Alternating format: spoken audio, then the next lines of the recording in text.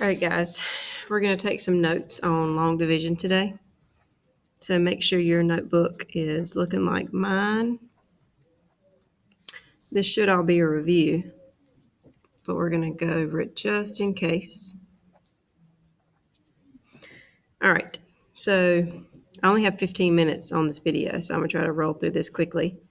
But if you ever have questions, you know you can always email me. All right, so when we're doing long division, the first step is always to divide. All right, makes sense. We're doing long division. All right, my second step is to multiply.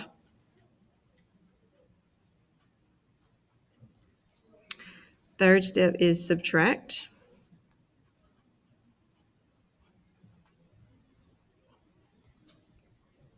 Fourth step is to check. And the fifth step is to bring down. You've probably seen or heard this before. And in elementary school, you might have remembered the sentence that says, does McDonald's sell cheeseburgers? That's usually how people will remember the letters to remember the steps. Okay, so let's do a couple examples. Hopefully it'll jog your memory or help you with any questions you might have. All right, so first example, we've got 825 divided by 5. All right, so all I'm doing is following those steps that we just wrote up top. So first step is to divide. So we ask ourselves, how many times does 5 go into 8? I don't care about the other numbers just yet. I only care about this 8. So how many times does 5 go into 8? Well, 5 goes into 8 one time, which makes sense because if there were 2 5s, it would be 10, and obviously that's too big. So 5 goes into 8 one time. So my next step is to multiply. I'm going to multiply this top number by the number on the side. So 1 times 5 is 5. And make sure you're staying organized and keeping things in the right spot. Okay, so we did divide and multiply, and now we subtract. So we subtract these two numbers. So 8 minus 5 gives me 3. All right, let me check to make sure I haven't messed anything up.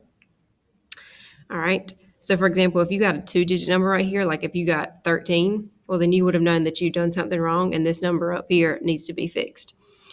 All right, so that looks good. I'm going to bring down the 2. You always bring down one number at a time, whatever number's next. Okay, so now I've done all these 5 steps, so now I just go back to the top and repeat them. So how many times does 5 go into 30? But remember, you don't want to go over. So that would be 6. Okay, and then 6 times 5, because remember we're at the multiply step. So 6 times 5 is 30. Okay, and then I'm subtracting. So 32 minus 30 is 2.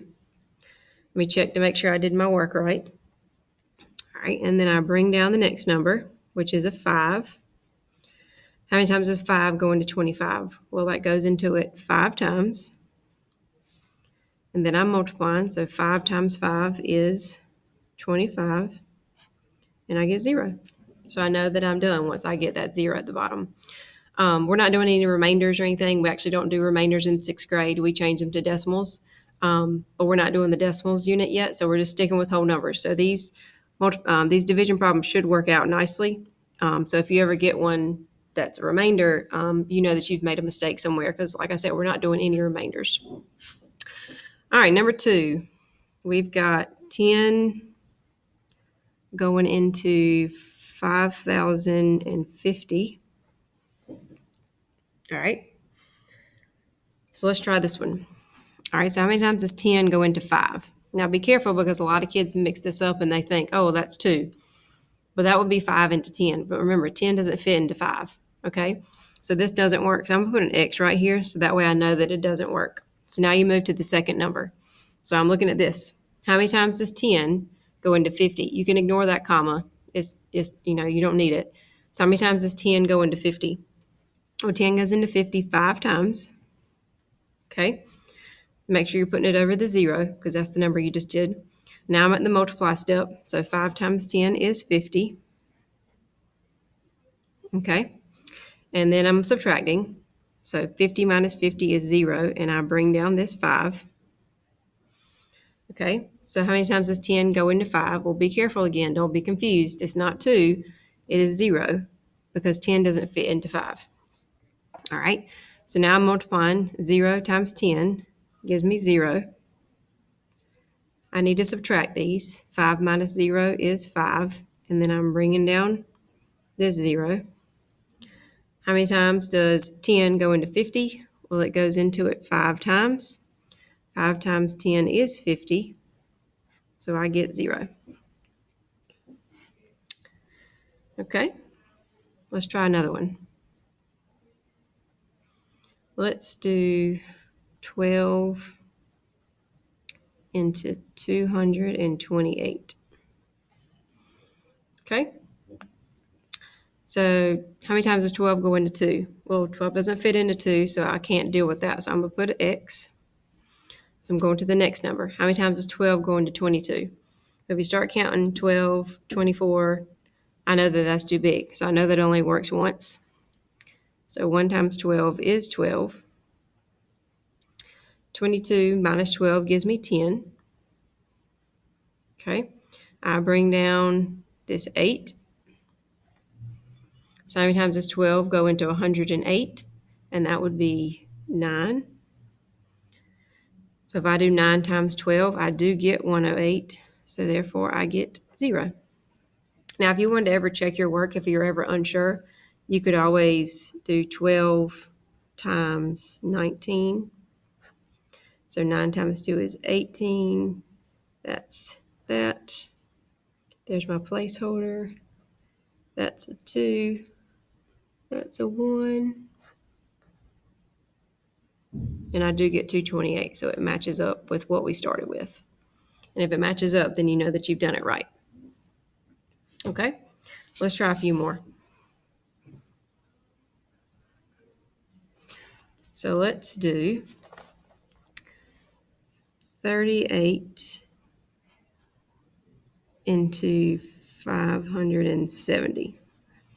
Now, a lot of people might think this doesn't work out and that there's a remainder because 38 is kind of a weird number. But like I told you, you shouldn't have any remainders. So make sure you do the work to make sure that it's working out. All right, so how many times does 38 go into 5? Well, 38 won't fit into 5, so I go to the next number. How many times does 38 fit into 57? And it fits into it 1 time. So now 1 times 38 is 38. Okay, if I do that subtraction, I get 19. All right, so I subtracted, I'm checking my work, and now I'm going to bring down this 0. How many times does 38 go into 190? Well, I might not know that off the top of my head, so let's just make some guesses. So let's say 38 times 3. That's a 4, carry my 2, that's 9. So 140. So I know I'm still a little ways away.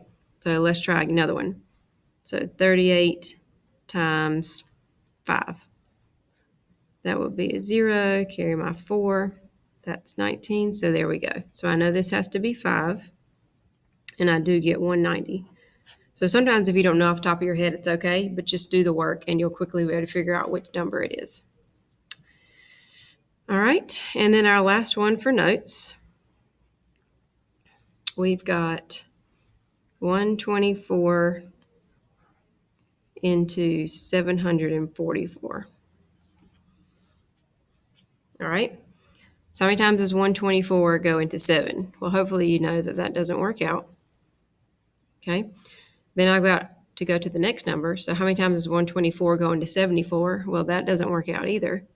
So that's the next. So now I just got to figure out how many times does 124 go into 744? And I don't know off the top of my head, so I'll just make a guess. So let's see. If I go by 5, 0, carry your 2, that's a 12. So 620. So I'm not quite there, but I am close. So let's try the next one. So that's 24. That's 14. And there we go. So I know it's 6, and luckily it was all in one step. And now I am finished. Okay, so this was just a review on long division. Hopefully, most of these things were just things from elementary school, but we're going to spend the rest of the week going over long division. So if you have any questions, just feel free to shoot me an email. Make sure your notebook is looking like mine, so copy these notes down to your notebook. That way you'll have them in case I ever ask for a notebook check.